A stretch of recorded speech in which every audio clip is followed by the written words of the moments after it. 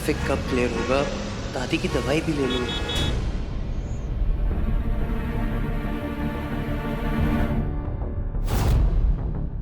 राधे बेटा, इतना टाइम हो गया, दामाद जी अभी तक नहीं आए। बेटा कहीं कोई और बात तो नहीं ना?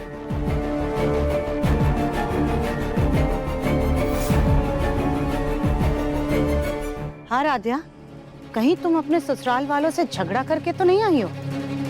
राधा, तुम ऐसे कैसे कोई भी पेपर्स कूड़ेदान में डाल सकती हो? तुम्हारी शक्ल पर जिस तरह से 12 बजे है ना, उसे देखकर ये साफ लग रहा है कि तुमने जरूर कुछ गड़बड़ की है। देखो राध्या, हमने तुम्हारी खुशी के लिए पानी की तरह पैसा खर्चा किया है, इसलिए अब तुम्हारा भी ये फर्ज बनता है कि अपने ससुराल वालों की खुशी के लिए सर झुकाकर तमीज से रहो। भाई तभी तो तुम्हारे ससुराल वाले आगे चलकर तुम्हारे मायके वालों को अपना समझेंगे। और हम नहीं चाहते कि तुम्हारे ससुराल वाले तुम्हारा बोरिया बिस्तर बांध करके तुम्हें वापस अपने मायके भेज दें। फिर जिंदगी भर हमारे सर पर बोझ बन करके बैठी रहोगी। सुजाता, क्या बकवास कर रही हो तुम? मित्तल परिवार ऐसा नहीं है।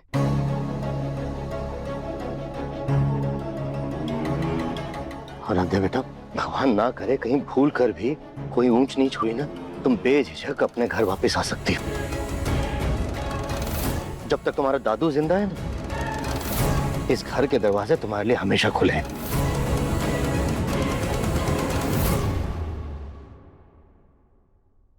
हम जानते हैं दादू, लेकिन ऐसी कोई बात नहीं है। प्रथम सर पक्का मीटिंग में फंस गए होंगे। नया नया काम संभाला है ना, तो आजकल काम की जिम्मेदारी थोड़ी ज्यादा है। हे भगवान, मेरा मन बहुत बेचैन हो रहा है। सही समय पर पति पत्नी को पगफेरे से ले नहीं जाता तो पगफेरे की रस्म पूरी नहीं होती, और अधूरी रस्म अच्छा शगुन नहीं है।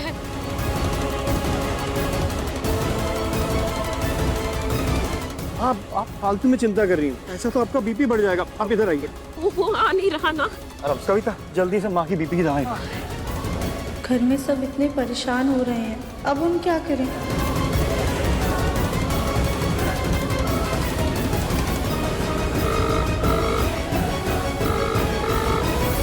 प्रथम सर का फोन तो अभी भी बिजी आ रहा है।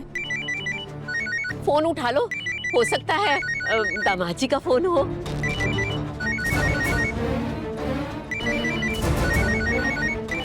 सॉरी मम्मी, पर आज सबकी खुशी के लिए हमें झूठ बोलना पड़ेगा। हम सबको परेशान नहीं कर सकते। रोज कह रही हो, फोन उठाओ। जी। हेलो। हाँ हाँ प्रथम सर। अच्छा, ओह कोई बात नहीं, हम आते हैं, आप परेशान मत होइए। हाँ हाँ, हम दादी दादू से कह देंगे, वो परेशान नहीं होंगे, आप चिंता मत कीजिए, हम आते हैं। क्या हुआ राध्या, क्या कहा दामाद जी ने?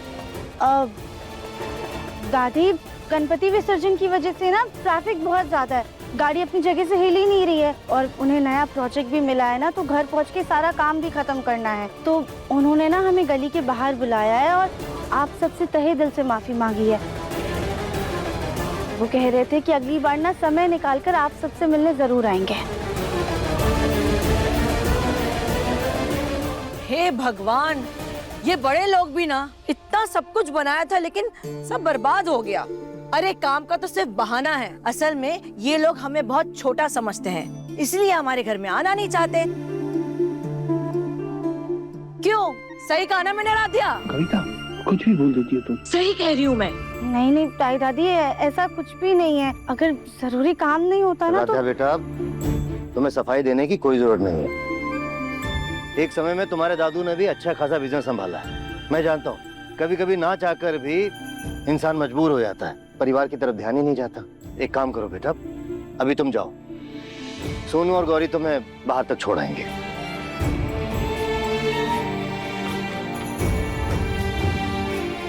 नहीं नहीं दादू, उसकी कोई जरूरत नहीं, हम चले जाएंगे। हाँ राधिया, भाई होने के नाते मैं इतना तो कर ही सकता हूँ।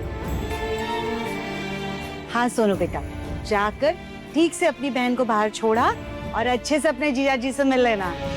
अरे नहीं दादी, उसकी कोई जरूरत नहीं है। छोटी दादी, गली के बाहर तक तो राध्या अपने आप ही चली जाएगी, और वैसे भी सोनू का इतना बड़ा वाइवा है कल, और मेरा भी बहुत इम्पोर्टेंट इवेंट है, तो हमें उसकी तैयारी करनी है। हाँ सोनू, तुम ना अच्छे से पढ़ाई करो और आप सब लोग भी खाना खा लीजिएगा, चिंता मत कीजिए।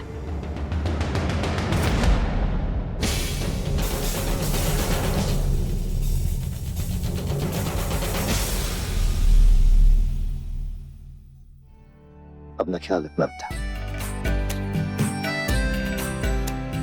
सदा सुहागन रहो।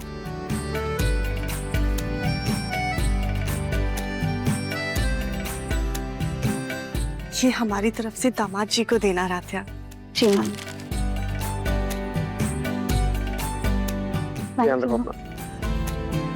गौरी दीदी, हम चलते हैं। अपना ध्यान रखना। जी।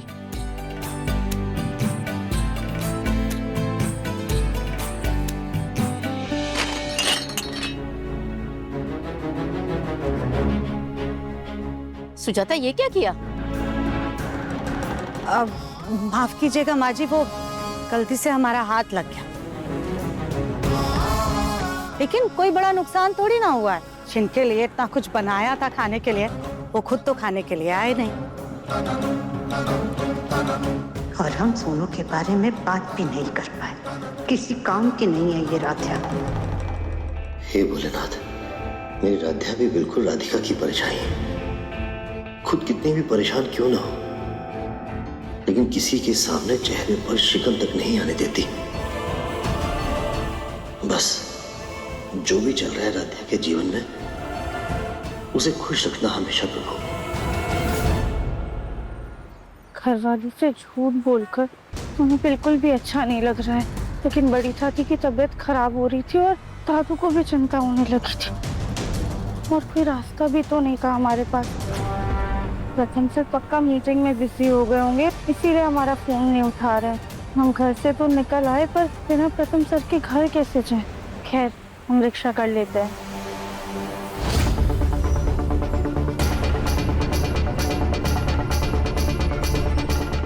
राध्या, तू यहाँ क्या कर रही है?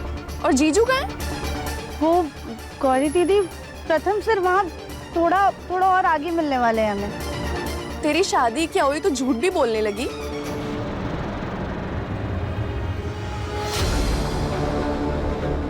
सच सच बता राध्या, क्या बात है? मैंने तेरे फोन पे देख लिया था कि स्पैम कॉल आ रहा है।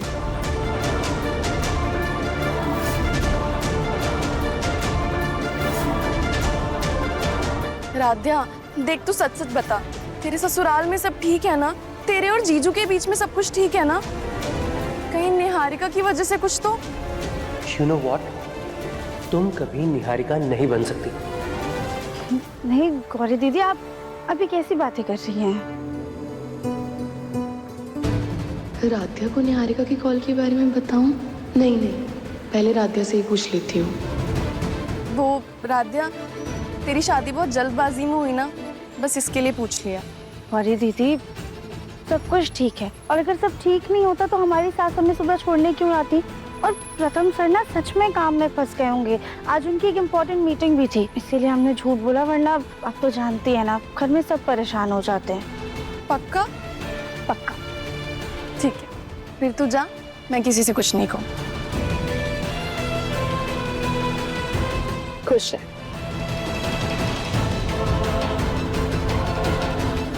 हम चलते हैं।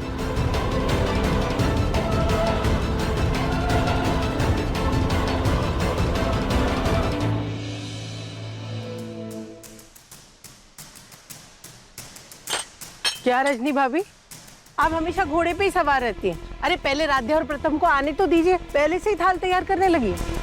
अरे मुहूर्त हो चुका है, बस दोनों आते ही होंगे। आज तो रजनी रात भर इंतजार ही करती रह जाएगी। रजनी, तुम्हें पता है ना कि पग फेरे की रस्म में अगर बहू सही मुहूर्त पे घर पे कदम ना रखे तो जब तक दोबारा मुहूर्त ना निकले तब तक बहू घर में कदम नहीं रख सकती। और हम दोबारा मुहूर्त निकलवाएंगे ही नहीं।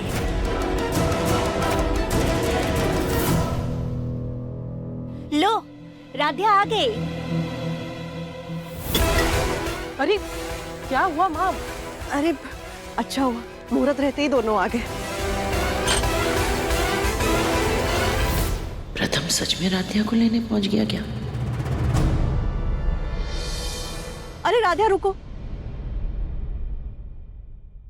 पहले दोनों की आरती उतारने दो। अरे प्रथम कहाँ रह गया? गाड़ी पार्क कर रहा है क्या? माँ वो हम प्रथम सर के बिना अकेले ही आए हैं। क्या तुम पग फेरे की रस्म में अपनी पति के बिना ही आ गई, वो भी अकेली? रजनी क्या बोलती हो? अब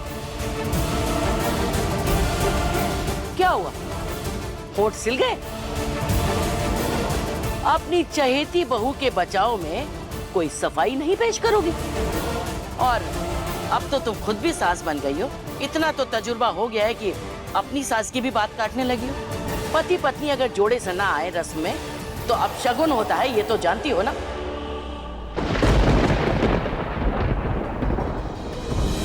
कल की आई तो हो नहीं जो पग फेरे की रस्म का नाम फिल्मों में सुनाओ। तुम्हारा भी पग फेरा हुआ था, अपनी बेटी का भी पग फेरा किया है तुमने। यहाँ तक कि एकता के पग फेरे के लिए तुमने अहम को बीच मीटिंग में से उठा के भेजा था।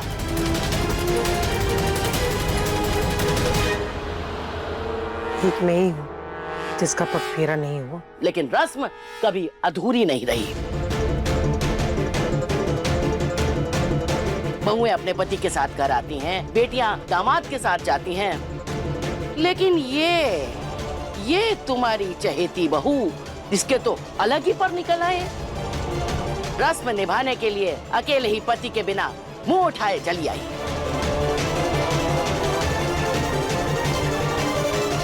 राधिया तुम बिना प्रथम के ही घर चली आई, इतना भी इंतजार नहीं हुआ तुमसे वहां पर? माँ वो प्रथम सर का फोन नहीं लग रहा था और मुहूर्त भी खत्म होने वाला था, इसीलिए तुम बिना प्रथम के ही चली आई। हमें भी पता था कि मुहूर्त निकला जा रहा है, लेकिन बिना पति के पग फेरे की रस्म अधूरी होती है। तुम्हें अंदाजा भी है कि इस तरह से अकेले आकर तुमने कितना बड़ा अपशगुन किया है? अरे प्रथम वहां पर नहीं पहुंचा था, उसका फोन नहीं लग रहा था, तो हमें फोन कर देती ना, हम बताते कि आगे क्या करना है। बिल्कुल। और अगर मुहूर्त निकल जाता तो कौन सा पहाड़ टूट जाता। एक हफ्ता बड़े घर में ऐशो आराम से क्या दिन बिता लिए कि अपने घर की गरीबी इतनी ज्यादा दिखाई देने लगी।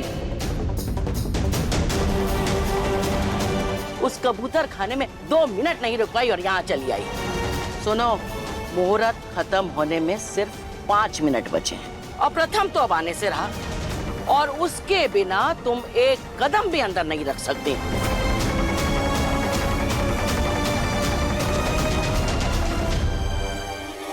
तो भाई अब तो तुम्हें वापस लौटना पड़ेगा। माँ अभी रहने भी दीजिए। ओमकार, जिस तरीके से हम तुम्हारे कारोबार में दखल नहीं देते, उसी तरीके से तुम भी हमारे रस्म रिवाज में कोई दखल नहीं दोगे।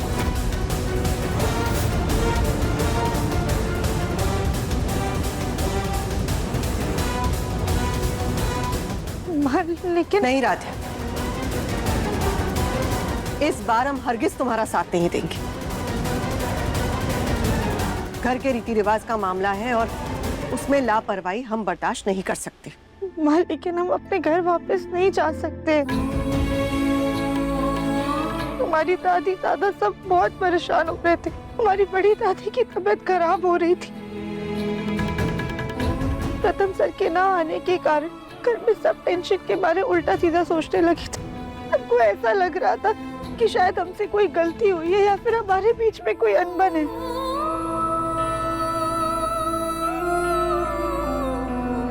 राधिया हम समझ सकते हैं, माँ, दादी, हम जानते हैं कि हमसे बहुत बड़ी गलती हुई है।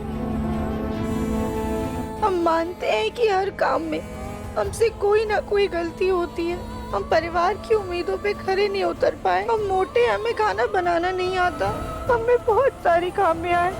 हमसे हमेशा कोई ना कोई गलती होती है। लेकिन माँ हमारा यकीन कीजिए, हमने जो कुछ भी किया है वो सिर्फ और सिर्फ अपने दादू और बड़ी दादी की तबीयत और उनकी खुशी के लिए किया है। आप लोग को हमें जो सजा देनी है आप दे दीजिए, हमें सब मंजूर है, लेकिन हम अपने घर नहीं लौट सकते वापस।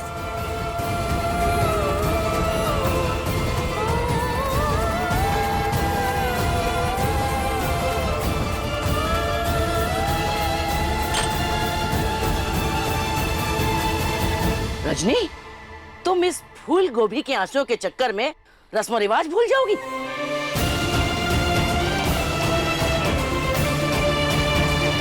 नहीं माँ जी, आज तक मित्तल परिवार के पग फेरे की रस्म का अपमान ना कभी हुआ है और ना ही हम राधिया को ये अपमान करने देंगे।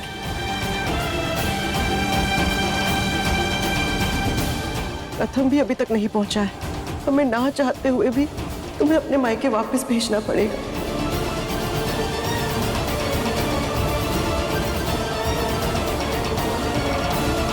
लेकिन हम दूसरा मुहूर्त निकलवा कर तुम्हें वापस बुलवा लेंगे। और वो मुहूर्त हम कभी नहीं आने देंगे।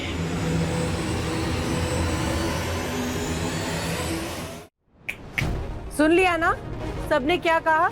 अरे जिस रिक्शे में आई हो ना उसी में वापस लौट जाओ, अभी बाहर ही होगा। या फिर अपने ड्राइवर को कहें तुम्हें छुड़वाने के लिए।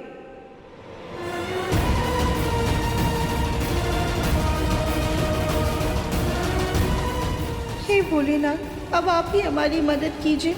हम ऐसे अपने मायके नहीं जा सकते। हम अपने दादू बड़ी दादी से नजरें कैसे मिलाएंगे?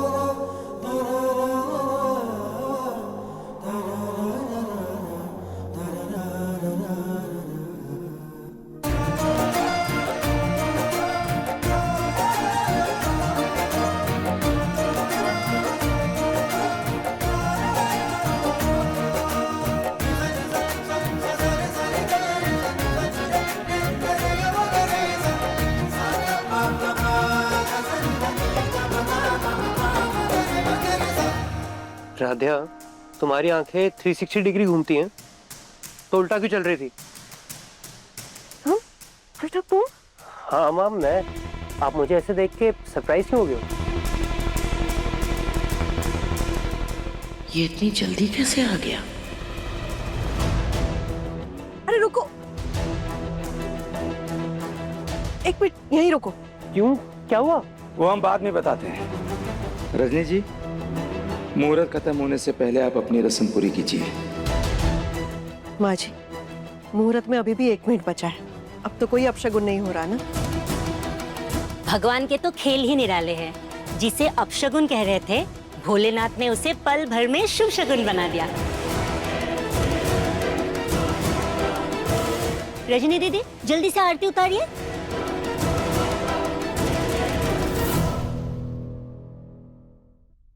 राधिया, आओ।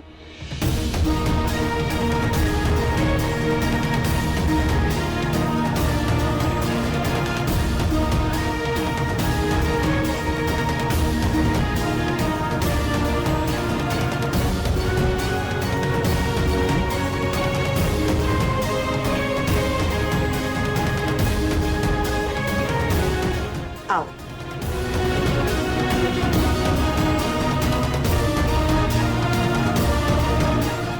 थैंक यू भोलेनाथ, आपने इस रस्म का मान रख लिया।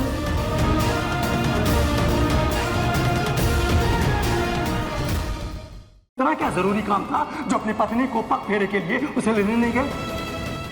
पग फेरा? ये कब हुआ? राध्या इसकी पत्नी है, इसकी जिम्मेदारी है। और ये है कि राध्या मेरी जिम्मेदारी नहीं है।